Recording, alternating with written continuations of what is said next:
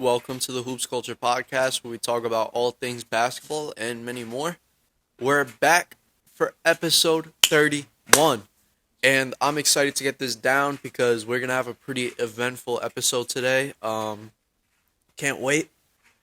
Just chilling, parents' basement, uh, recording my podcast while drinking a Snapple, aka the second best drink on planet Earth. Water is first, but yeah, honestly, I could down an entire I could probably down like 6 bottles of like peach Snapple. It's insane, man. I don't know if I have a problem, but it's so good.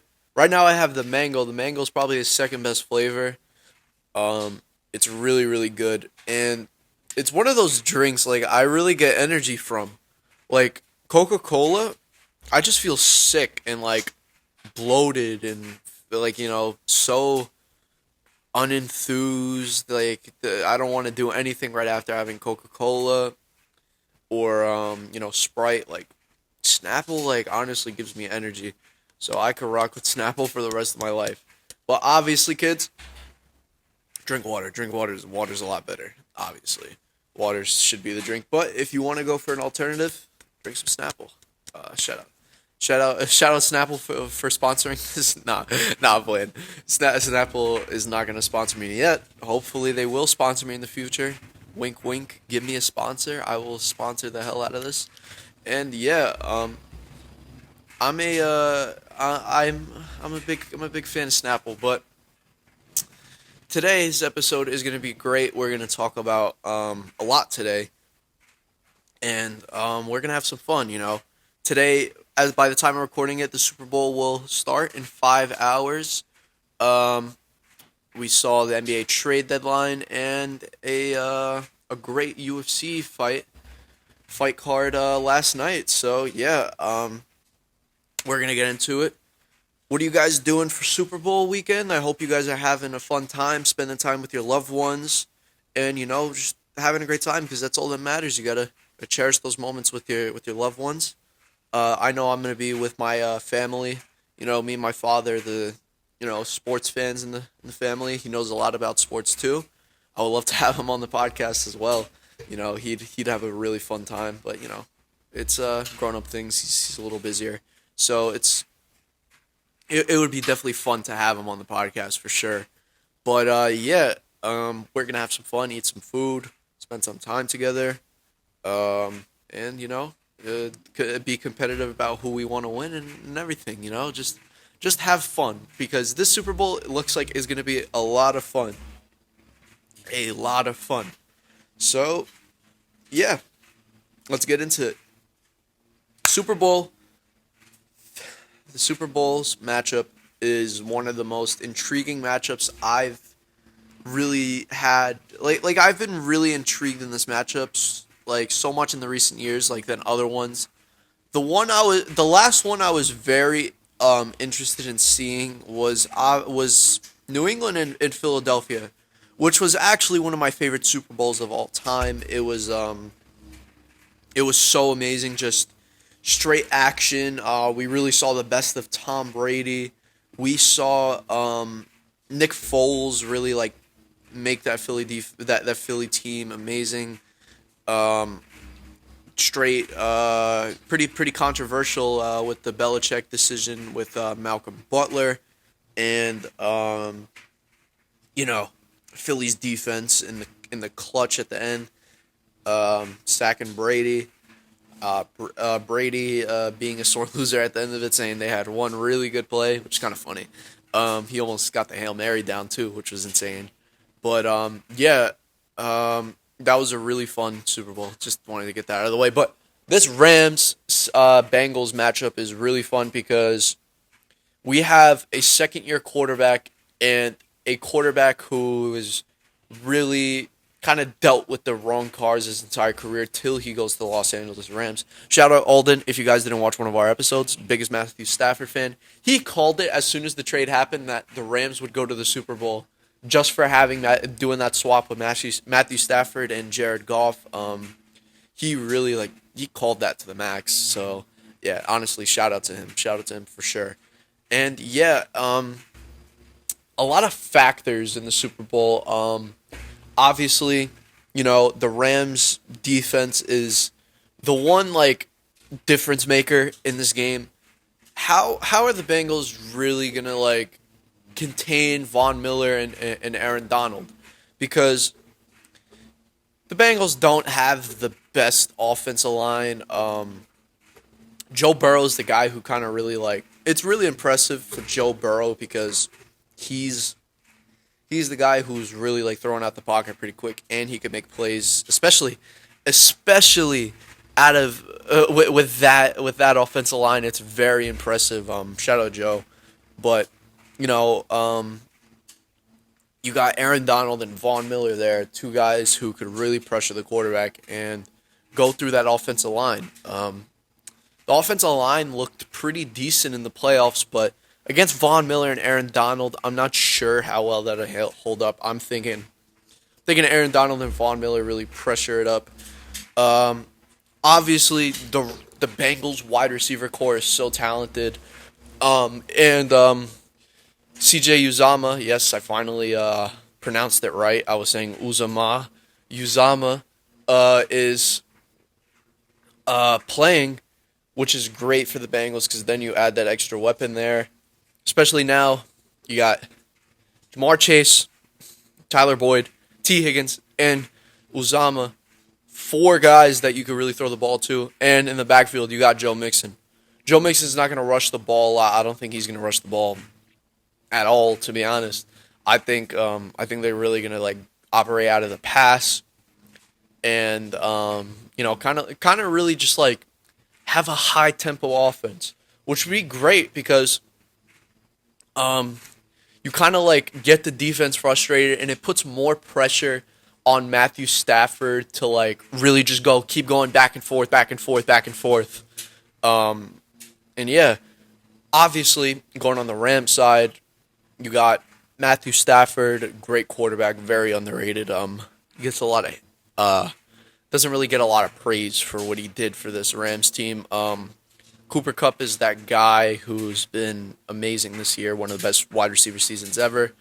Odell Beckham Jr. has looked incredible with the Rams, kind of revived his career, honestly, because it wasn't looking too bright in Cleveland, and he really wasn't playing all that well in Cleveland either, so that's, let's be honest, that was a product of Baker Mayfield playing awful and not being the best quarterback he could be for for Odell Beckham and Jarvis Landry. So I'm really happy Odell got out there because he was being used as a scapegoat. Yeah, Cleveland. Baker Mayfield is not that good of a quarterback. Let's really talk about it. But yeah, I think Cam Akers has been playing pretty good after being out of the league for 7 months with a torn Achilles. So yeah, I do think that the whole, I don't know, I just feel like the Rams are going to want it like a lot more and want to get that victory, especially Sean McVay. Sean McVay was there when they played against Tom Brady in 2019. And he doesn't want to lose like that again. That 13-3 loss. He doesn't want that. Sean McVay wants to give out a message to the league that they're here to stay and win more championships and create a dynasty with that team. And I think that's what they're going to do. I have the Los Angeles Rams beating the Cincinnati Bengals. Shout out Joe Burrow, man. Joe Burrow's amazing. I think he'll have a Super Bowl eventually, but it's going to be a learning experience for him. For the whole Bengals team, I'm so happy they even got to the Super Bowl, to be honest. They're not winning a playoff game. They won 3 this year, and I don't know. I just feel that Rams defense is way too much for Cincinnati, and I think they really will get it done. And yeah, the Rams will be crowned 2022 Super Bowl champions. So yeah, I have the Rams winning. Let's talk about the halftime performance because I'm really excited for that. I believe. Was it Snoop Dogg? Yeah, Snoop Dogg, Dr. Dre, Eminem, yeah, those three. That's an amazing three to have for a halftime show. It's gonna be very entertaining. Hope we hear some classics. I really want to hear. I really want to hear just some great classics, man. Dr. Dre's a legend. Eminem a legend. Snoop Dogg's a legend. Snoop Dogg is also one of the funniest guys on TV. Like every time I see him, I don't know. He always makes me laugh. Like I remember he did an impression of Conor McGregor that killed me, and he was making fun of like some paparazzi. That was really funny too. But yeah, shout out to Snoop for being dope all these years, and same thing with Dr. Dre and Eminem. Cool dudes. So yeah, I hope you guys will stay around to watch that. 'Cause I'm definitely watching that. So yeah, shout out to them. Next, I want to get into last night. UFC 271, headlined by Adesanya versus Robert Whitaker 2. A rematch that a lot of people were waiting on. Israel Adesanya has been on a tear in the middleweight division ever since his win against Robert Whitaker. Beat the likes of Yoel Romero, Paulo Costa, and Marvin Vettori. And Robert Whitaker has been on a tear as well since his loss to Israel Adesanya. He beat Darren Till, Jared Cannonier, who we'll talk about later, and Kelvin Gastelum. Great fighters. And he really earned his way to a number one contender spot. So you couldn't deny this title fight happening, and it had to happen. Yeah, we go into it, and I've seen a lot of people say, kind of split on who they really think is going to win here, and yeah, Israel Adesanya came out with the win.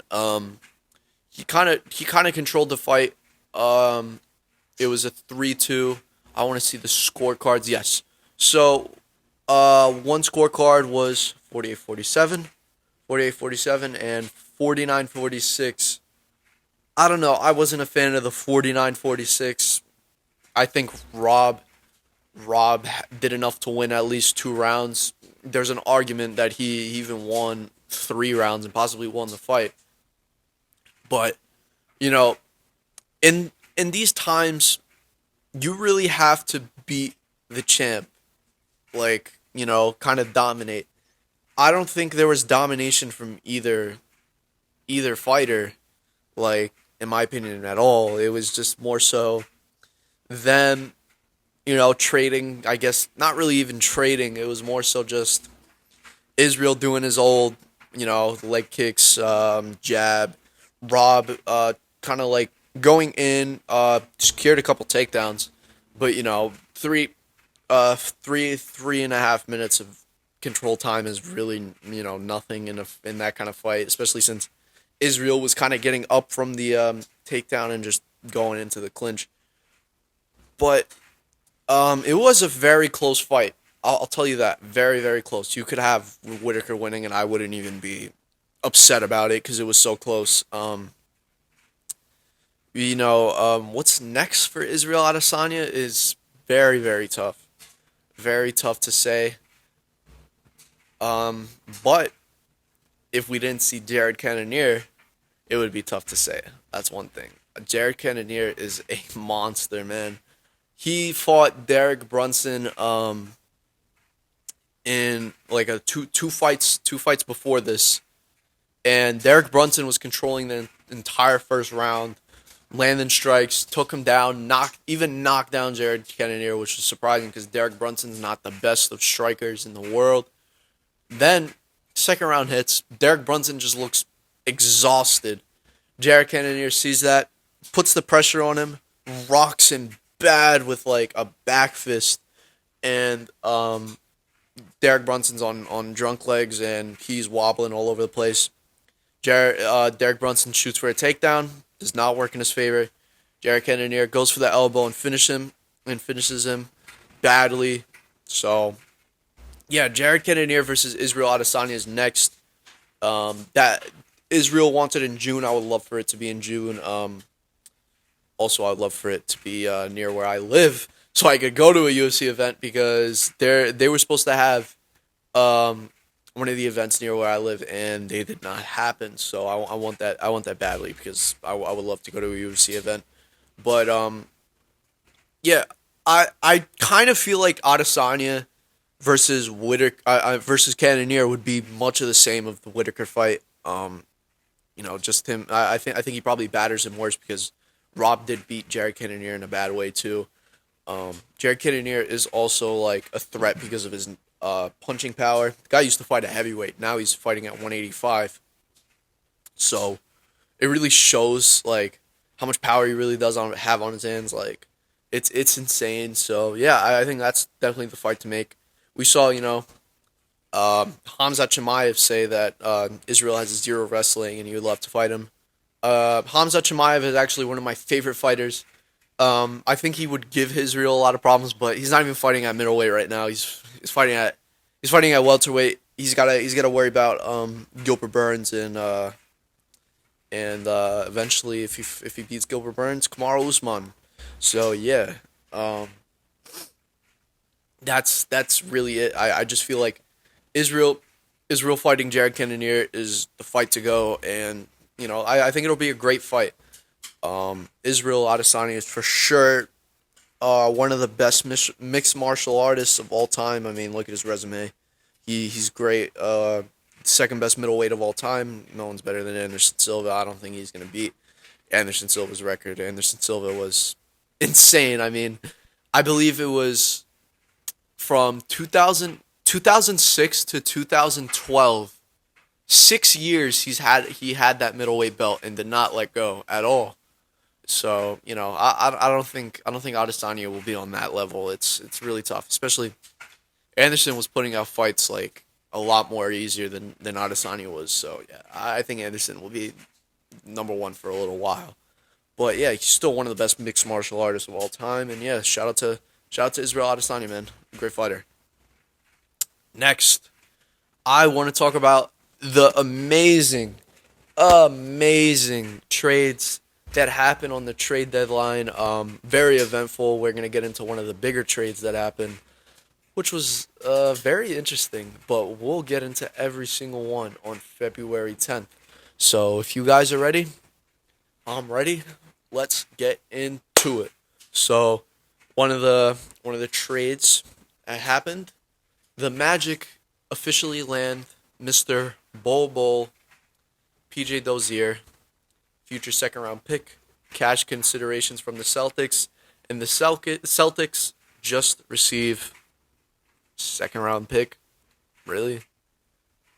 That's the best you could do? Like, I mean, come on, like, I could grade that. I'll grade that right now. I mean, why? Why would the Celtics do trade Bol Bol like that just for a second round pick? And you're just swapping picks. And PJ Dozier's like just two guys just for a second round pick. I guess. Magic's I give the for the Magic I give them a B minus because Bol Bol has a lot of potential in this league. He has a lot of skill for someone his size. I believe he's like 7'2" or something like that. And I think he could be something great. He just needs the opportunity to be good. But with the Magic's clogged front court, I really don't see Bol Bol getting too many minutes here. So and PJ Dozier, I don't really see him getting minutes. But you get future second round pick and cash considerations too that could be used in the future. I mean, I give it a C. Yeah, I'll give it a C. Actually, not a C plus, a C. Celtics, I mean, D minus, I guess. I mean, you really just got a second round pick for Bol Bol and PJ Dozier. That's it.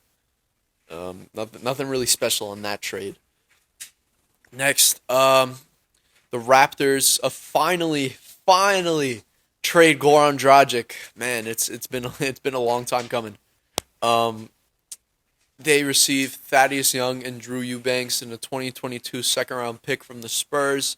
Spurs received Goran Dragic and a 2022 first round pick. Yeah, I really like this trade for the Raptors. You get someone like Thaddeus Young, who's really not like he hasn't really got that many minutes on the Spurs, and he didn't really fit on the team to begin with. So Thaddeus Young on the Raptors, I think that just helps the squad so much more, especially with their with their recent like playoff push and how great they've been lately. So I'd really love to see that. Drew Eubanks is not a bad player at all, and you get a second round pick. The Spurs are, oops, sorry about that. Touched some wires there. The Spurs are probably going to buy out Goran Dragic. You know, there's no point of keeping him because he does not fit the timeline of the team. He needs to be on a playoff team, and maybe, just maybe, we see him reunite with Miami Heat. Excuse me. I would love to see him reunite with the Miami Heat. That could really help them in the playoffs. And you get a first round pick. Can't go wrong with that. For the Raptors, I give it a B minus because you get someone like Thaddeus Young. And the Spurs, hey man, you get a C plus. You got a first round pick. Not any players that you're going to use, but you got a first round pick, and you're a young team, so not bad. Suns deal for Aaron Holiday. Aaron Holiday's on the Phoenix Suns now, and the Wizards get cash considerations. Not really nothing to grade there. You know, it's not really going to do much for either team. Just, you know, just a move to get out there. So, yeah, not nothing really too crazy. Now, Torrey Craig goes back to the Suns, which is good for them because he was an essential piece to their finals run. And you get Torrey Craig back, put him back in the rotation, they're going to be such a better team. The Suns did have to trade Jalen Smith, their former first-round pick, who really hasn't got that much shine. He didn't really have that much hype either, in my opinion. Like, from what I remember, I don't remember him having the hype that, you know, a lot of other first-round picks have. I want to see how he's been. Wow, he was the 10th overall pick in 2020. Wow. Damn, he does not play. he did not play in Phoenix, but hey, he got minutes with the Pacers in one game, 21 minutes. He got 12 points. That ain't bad. That ain't bad at all. And he got a steal and a block. So, not bad. Not bad at all, man. He hopefully he turns out to something for the Pacers. The Pacers are going in the right direction right now with Tyrese Halliburton. So, yeah. We'll see. Next, I love this trade so much. I'm a big fan of this for the Hornets. The Hornets receive Montrezl Harrell, and the Wizards. I forgot to grade the Suns and Pacers. Oh, damn, my mind's messed up. Pacers, I give them. Oh, not you, Siri. God. Okay. My computer's always talking to Siri and stuff. But yes, Pacers, I will give them a B because you get someone young and he could definitely turn up to something in the future. He has potential. The Suns, give it a B minus. You get a player that you know what he could do, and he'll fit right in with the Suns because he played with them just last year, and it wasn't that long ago. So yeah. Next, the trade I really like, Montrezl Harrell goes to the Hornets, which I thought he should have went there a long time ago. That was just a match made in heaven. And the Wizards get Vernon Carey Jr., Ish Smith, and a 2023 second-round pick. Boston's pick via Charlotte. Yes, the Hornets getting Montrezl Harrell is just exactly what they needed. I mean, they needed that center, that center / four, and I think he just fits in with the squad. Like, he's also there on their. He's perfectly good on their timeline because he's not an old player. He's 28. He's 28 years old, and you know, in 2 games already, he's looked amazing. I mean, 17 points, 8 rebounds, assist and a half a steal, half a block. It's been incredible in only 25 minutes. Only 25 minutes, and he's looked great. Shout out to Montrez, man. He's a tough player. The Wizards get Vernon Carey and Ish Smith, 2023 second round pick. They just wanted to get Trez off the team because Trez has a lot of potential. So for a playoff team, and Wizards don't look like they're making the playoffs this year. So yeah, I mean, I guess unload the contract. Hornets, I give them an A. An A. I really like that for them. It really helps their playoff chances. And Wizards, a C minus.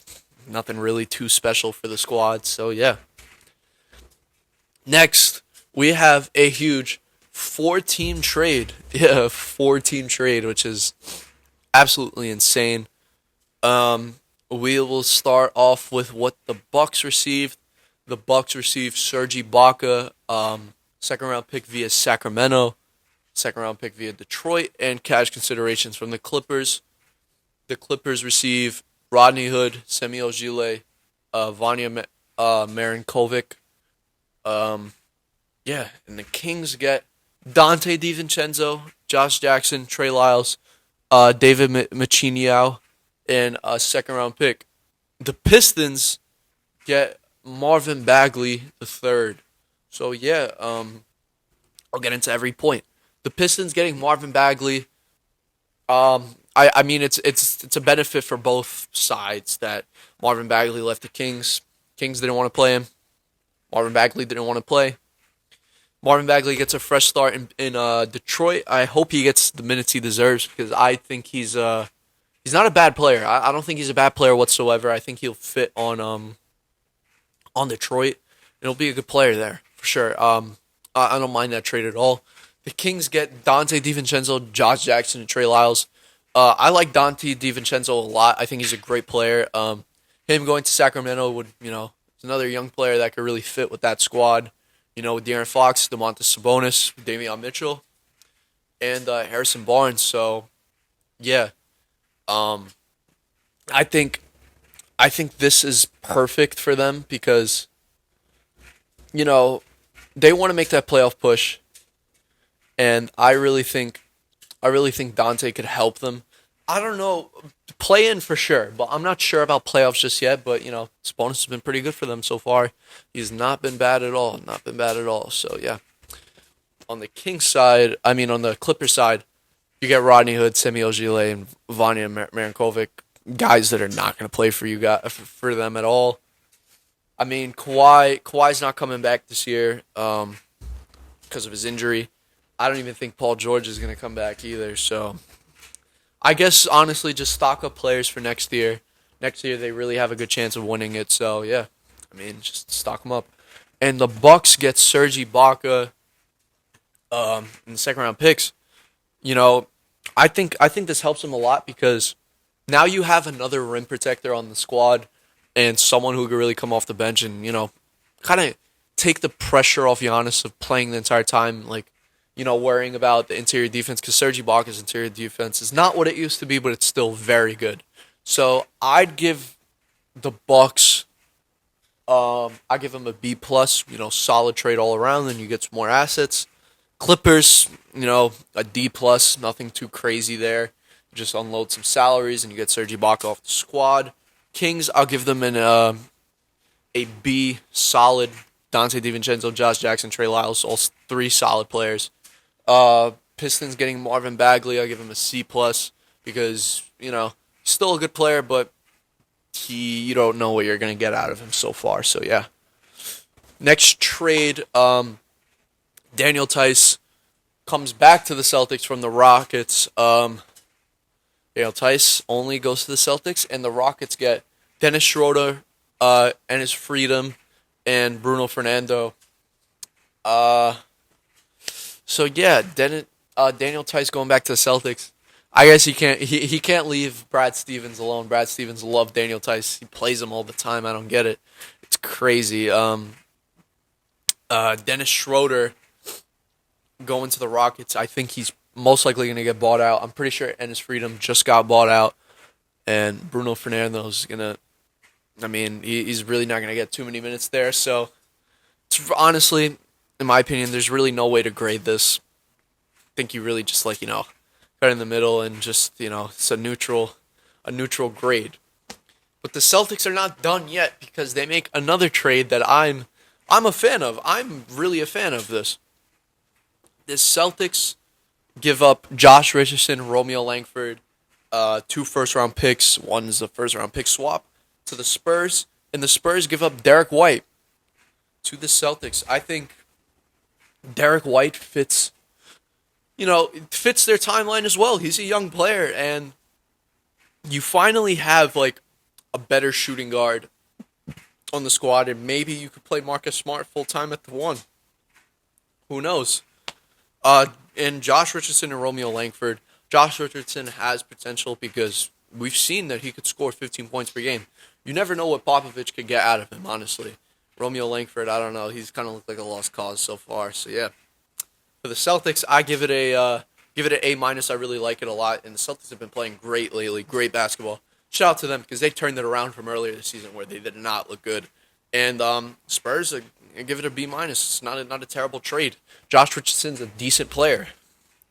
So yeah, second to last trade, one that really caught me by surprise. I wasn't really a big fan of the trade. The Mavericks get Spencer Dinwiddie and Davis Bertans from the Washington Wizards, and the Wizards receive Kristaps Porzingis and a 2022 second round pick. Let's get on the Mavericks side. You get Spencer Dinwiddie. How does Spencer Dinwiddie fit with Luka? Honestly, Spencer Dinwiddie hasn't even been the greatest player this year. He hasn't really been good. There's reports coming out of Washington that his teammates did not like him and they wanted him off the team. Got what they wished. And Davis Bertans, not the same player he was a couple of years ago. The Wizards get Kristaps Porzingis. I mean, you get a guy who's capable of being a star, but the question is he going to put in the work to be a star?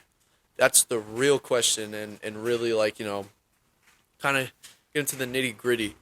So yeah, it was kind of weird though. I felt like the Mavericks could have got more for Porzingis, really much more. Luka was kind of upset. He didn't want Porzingis to go. I think he liked playing with him. It was a big who could stretch the floor with him, and they really complemented each other really well. Like people forget they were a good duo. They're a really good duo. I don't know what the Mavs are doing. I guess maybe having cap space for free agency possibly. Get some assets and retool a nice lineup around Luka. Maybe. I guess I give the Mavericks a C. It's nothing really too special. In the Wizards, I give them a B plus because obviously Porzingis injury prone, so he's not gonna play all the time. But you get a guy with Bradley Beal for next year, so yeah, we'll see if Bradley Beal is on the team next year. Last but not least, something I thought would never happen. James Harden is not a Brooklyn Net now. James Harden is a Philadelphia 76er.